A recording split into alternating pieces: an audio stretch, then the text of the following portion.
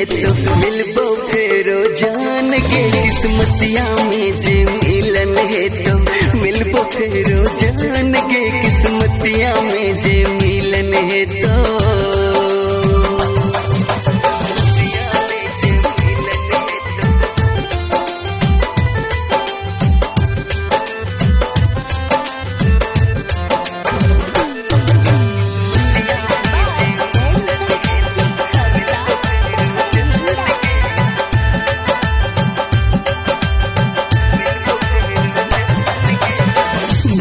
दुश्मन ए दुनिया जहान के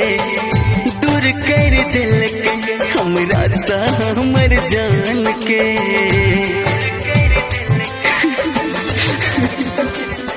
हाँ बनल छे दुश्मन ए दुनिया जहान के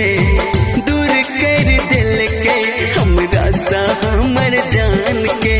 जात पात के चक्कर में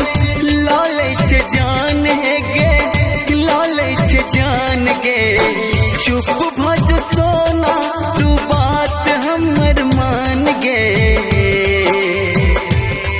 किस्मतिया में जे मिलन है तो मिलबो फेरो जान के किस्मतिया में जे मिलन है तो मिलबो फेरो जान के किस्मतिया में जे मिलन है तो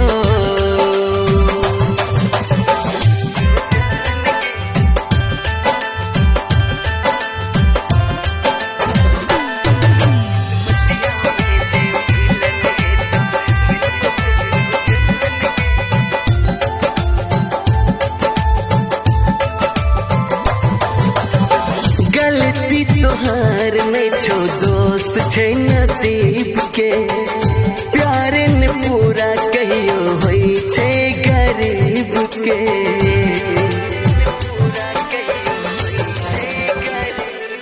हो गलती तोहार नहीं छो दोस्त छे नसीब के प्यार न पूरा कहियो होई छे गरीब के सब मुकेश भगत के लालल के जान है गे लालल के जान गे